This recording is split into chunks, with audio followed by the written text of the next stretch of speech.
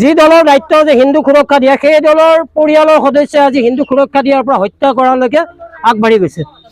ফাঁচি দিব লাগে 24 ঘণ্টাৰ মাজতে ওলাব লাগে। আজিৰ ভিতৰতে ধৰি দিব নোৱাৰে আমি ল'ৰা ঘৰৰ ছোৱালীটো জ্বলামগৈ।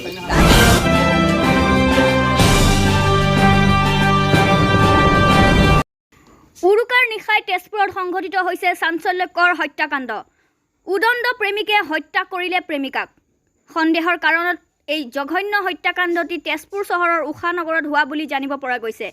ঘটনাৰ বিৱৰণী মতে বৰগাঁও চাপৰি গাঁৱৰ মিণ্টু বড়োৰ জীয়েক মনীষা বড়োৱে তেজপুৰস্থিত পাঞ্জাৱ নেশ্যনেল বেংকত চাকৰি কৰা সূত্ৰে উষানগৰত ভাড়াতীয়া হিচাপে থাকে। উৰুকাৰ নিশা অৰ্থাৎ 13 এপ্ৰিল তাৰিখে নিশা সহকৰ্মী এজনে ৰাতিৰ আহাৰ যোগান ধৰিবলৈ মনীষা বড়োৰ ভাড়াঘৰত উপস্থিত হয়। ঠিক সেই সময়তে উদণ্ড প্ৰেমিক ঠেলামৰা কাটনি গাঁৱৰ সুবোধ কৰৰ পুত্ৰ দেৱাশিষ কৰ উক্ত ভাড়াঘৰত প্ৰৱেশ কৰি মনীষাৰ সহকৰ্মীজনক মাৰপিট কৰিবলৈ ধৰে। যুৱকজন আঘাতপ্ৰাপ্ত হৈ পলাই সাৰে।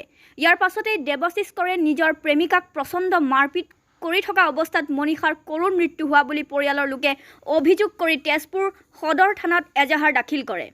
মৃত মনীষা বড়ো আৰু অভিযুক্ত হত্যাকাৰীৰ ঘৰ ঠেলামৰা থানাৰ অধীনত হোৱা বাবে মৰণোত্তৰ পৰীক্ষা সমাপ্তিৰ পিছত 2:30 বজাত ৰাইজ আৰু পৰিয়ালৰ লোকে মৃতদেহটো চমজি লোৱাৰ সময়ত কেইবাখনো স্মাৰক পত্ৰ ঠেলামৰা থানাৰ ভাৰপ্ৰাপ্ত আৰক্ষী বিষয়াৰ জৰিয়তে দিয়া দেখা যায়। লগতে পৰিয়ালৰ লোকে মূল অভিযুক্ত দেৱাশিষ কৰক 24 ঘণ্টাৰ ভিতৰত গ্ৰেপ্তাৰ কৰি ফাঁচি দিবলৈ দাবী জনায়। পৰিয়ালৰ লোকে প্ৰতিবাদমুখৰ হৈ মূল অভিযুক্তক ৰাইজৰ হাতত গতাই দিবলৈও আপত্তি কৰে। ঠেলামৰা থানাৰ ভাৰপ্ৰাপ্ত বিষয়া ঋতুলমণি দাসে জানিবলৈ দিয়ে যে ইতিমধ্যে 3জনক আটক কৰা হৈছে। ইফালে মূল অভিযুক্তৰ জ্যেষ্ঠ ভাতৃ গৌতম কৰ এজন ৰাষ্ট্ৰীয় বজৰং দলৰ জিলা পৰ্যায়ৰ নেতা হোৱা হেতুকে তেওঁৰ বিৰুদ্ধে ৰাইজ সৰব হৈ পৰে। আমাৰ হাতত প্ৰাক্তন ছাত্ৰ নেতা দীপক তালুকদাৰৰ ভাষ্য আছে, সেয়া আপোনালোকলৈ আগবঢ়ালোঁ। ঢেকীয়াজুলিতো কিছুদিনৰ আগতে তেনে এটা ঘটনা সংঘটিত কৰিছিল, কিন্তু প্ৰশাসনৰ ফালৰ পৰা কোনো ধৰণৰ ব্যৱস্থা লোৱা নহ'ল। মই ভাবোঁ এই প্ৰশাসনে ব্যৱস্থা নোলোৱাৰ কাৰণে এই সাহসতে তেওঁলোকে পুনৰ এই ঘটনা সংঘটিত কৰিছে।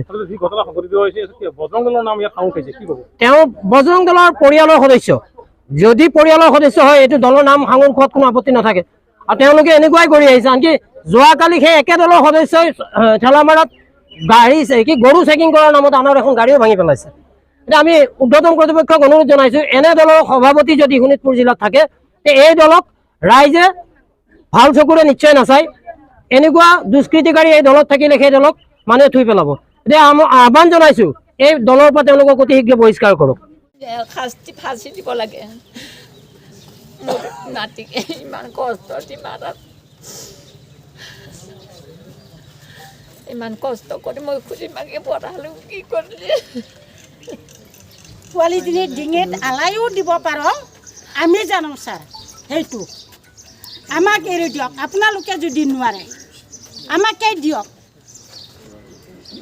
তাৰপিছত এই আজি এই 19 তাৰিখে 2 বছৰ হ'লে হয় বেংকত চাকৰিটো পোৱা।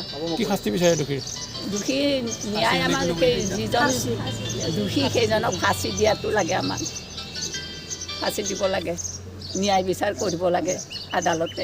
ধৰি দিব নোৱাৰে আমি ল'ৰা ঘৰৰ ছোৱালীটো জ্বলামগৈ, জ্বলামগৈ। আমাক লাগিবই ল'ৰাটো, আজিৰ ভিতৰতে লাগিব। ইমান যোৱাকালি ৰাতিতে ঘটনাখন ঘটি গ'ল, আজিলৈকে এতিয়ালৈকে ধৰিব পৰা নাই। একো ব্যৱস্থা লোৱা নাই কিয়? এতিয়া যিটো ঘটনা ঘটিলে মৃত মনীষা বড়ো বৰ এইটো দুখজনক আৰু বৰ হৃদয় বিদাৰক হৈছে।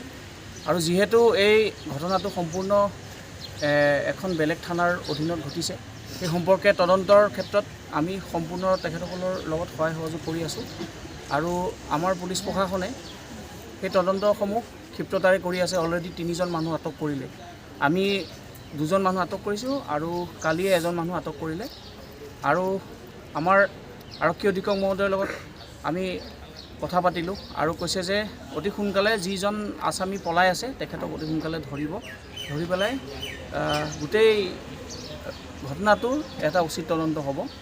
আৰু আপোনালোকে ইয়াতে যি 2খন মেমৰেণ্ডাম দিছে সেই মেমৰেণ্ডাম 2খন মই এতিয়াই এখন ওপৰ মহললৈ আমি পঠিয়াই দিম। 24 ঘণ্টাৰ ভিতৰত আমি ধৰিম বুলি আমি সম্পূৰ্ণভাৱে আশ্বাস দিলোঁ। আৰু এই কথাখিনি মই যোন ঠাইত কেছটো হৈছে বা আমাৰ উৰ্ধ্বতন আৰক্ষী কৰ্তৃপক্ষক আমি এই কথাখিনি জনাম। এতিয়ালৈকে 3জনক ধৰা হৈছে। বজৰং দলৰ সদৌ শোণিতপুৰ জিলাৰ সভাপতি তেওঁ সৰিয়হৰ বিলুতে ভোট যি দলৰ দায়িত্ব যে হিন্দু সুৰক্ষা দিয়া সেই দলৰ পৰিয়ালৰ সদস্যই আজি হিন্দু সুৰক্ষা দিয়াৰ পৰা হত্যা কৰালৈকে আগবাঢ়ি গৈছে।